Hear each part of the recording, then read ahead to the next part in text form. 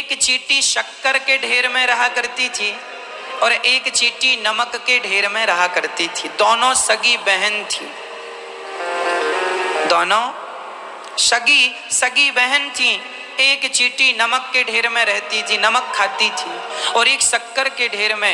एक दिन शक्कर खाने वाली चींटी नमक खाने वाली चींटी के घर चली गई, चलो अपनी बहन से मिलके आऊं।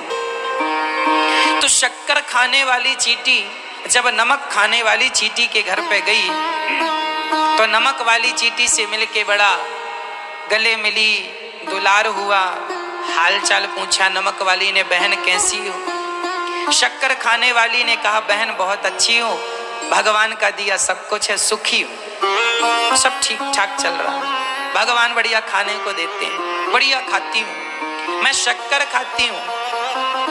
अच्छा, नमक वाली चींटी जानती ही नहीं थी शक्कर क्या होती है, क्योंकि उसने कभी खाया नहीं, वो तो नमक खाती थी। तो नमक वाली चींटी ने शक्कर खाने वाली चींटी को परोसा, क्या? नमक परोसा। उसके पास नमक था, नमक परोसा, बहन खाओ, हम तो ये खाते हैं। और जब शक्कर वाली चींटी ने नमक खाया, वो मीठा खाती थी और नमक खारा खारा, थू थू थू थू थू थू, पर उसने बोला कुछ नहीं, क्योंकि सबकी अपनी अपनी स्थितियां हैं। कोई हलवा पूड़ी खाता है, कोई बासी रोटी खाता है। तो बासी रोटी खाने वाले को देख के हमें हंसना तो नहीं चाहिए कि तुम बासी रोटी खाते हो।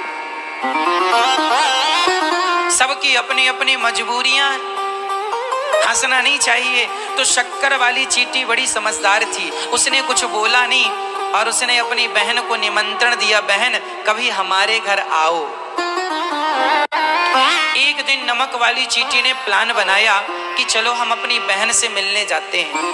पर नमक वाली चींटी बड़ी होशियार थी, उसको लगा यदि हम अपनी बहन से मिलने गए, उसने कहा था हम शक्कर खाते हैं, पता नहीं वो शक्कर जाने कैसी होती होगी, हमारे नमक से अच्छी होती है कि नहीं, पता नहीं हमें अच्छी लगती है कि नहीं। एक काम करो, अपना थोड़ा सा नमक लेके ही चलो, भूख लगी तो खा सकते हैं।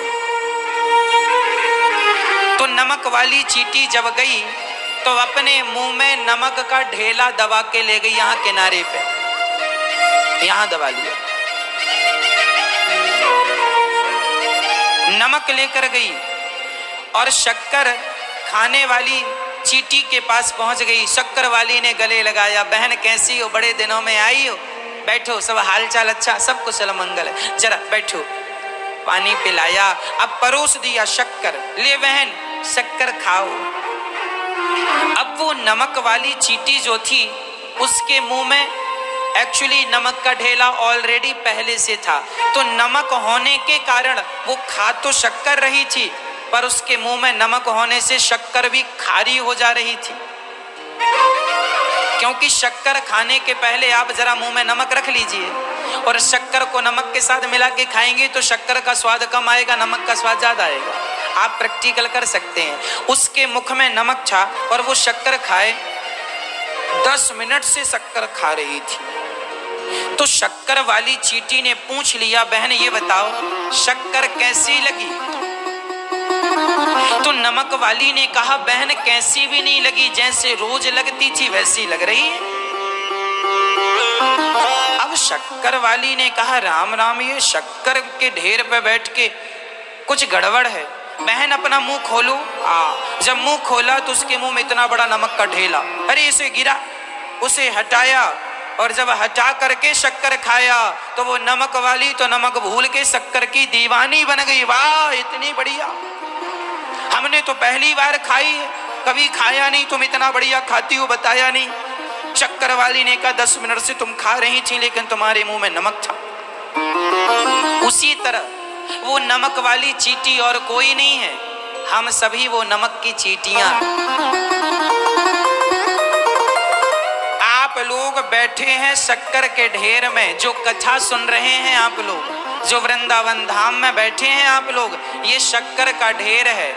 शक्कर के ढेर में बैठकर आप खा तो शक्कर रहे हैं, लेकिन शक्कर का स्वाद नहीं मिल रहा, क्योंकि आपके मुंह में ऑलरेडी पहले से नमक दबा है। ये नमक क्या है? बेटा बेटी की मोह ममता, धन दौलत दौलत पद प्रतिष्ठा की तुम्हारी ये जो मोह ममता है ना बेटी, ठीक हो, वो ठीक है, तुम ठीक रहो यहाँ। हाँ सब कुशल है वहां, तुम अपना ध्यान रखो। ये जो तुम्हारा नमक का ढेला मुंह में तुमने इतना बड़ा दबा रखा है ना, इसे हटा दो।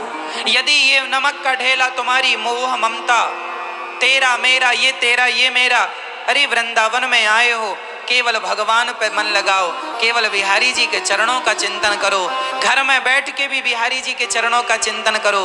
हाँ, और आप जो घर में बैठ के सुन रहे हैं, आप लोग भी जो नमक का ढेला रखे हैं, ये तेरा ये मेरा, ये मेरी बेटी, ये मेरा बेटा, ये मेरा, ये सब हटा दो। और एक बात याद रखो, मेरे तो गिरधर गोपाल दूसरो ना कोई। जब ये समझ में आ जाएगा तो फिर शक्कर का स्वाद मिलेगा। ये नमक का ढेला गिरा दो जल्दी से, भूल जाओ सब कुछ, याद ना रखो। पर विडंबना ऐसी है कि बुढ़ापे में भगवान थोड़ा थोड़ा सब भुलाने लगते हैं तो आदमी चमनप्राश खाना शुरू कर देता। अरे भगवान चाह रहे हैं कि तुम सब भूल जाओ, इसीलिए तुम्हारा दिमाग खिसकने लगा थोड़ा थोड़ा। बुढ़ापे में आदमी खिसक जाता है। भगवान कहते हैं कि तुम इसलिए खिसका देते हैं भगवान, ताकि तुम्हारे मन से बेटा बेटी की मोह ममता निकल जाए। लेकिन आदमी और चमनप्राश खा खा के और अटैच होता जाता, मेरा बेटा मेरी बेटी, छोड़ता नहीं है। जितना ज्यादा आदमी उम्र में बढ़ता जाता, मैंने सुना है, मेरा अनुभव है जीवन का, रिसर्च है मेरी, कि आदमी की आयु जितनी बढ़ती है वह मोह माया में उतना ही उलझता जाता है। क्या ये सही है? हाँ या ना? आप ना जितना बूढ़े होते जाएंगे, आप अपनी बेटी, मेरा बेटा, मेरा ना बेटा भले लात मार रहा हो, लेकिन मेरा बेटा, मेरा बेटा, मेरा नाती, मेरा पोता, भले वो लतिया रहा हो, लेकिन मेरा पोता, मेरा नाती। ये बुढ़ापे में ना ये आदमी, यही तो सठियाना है।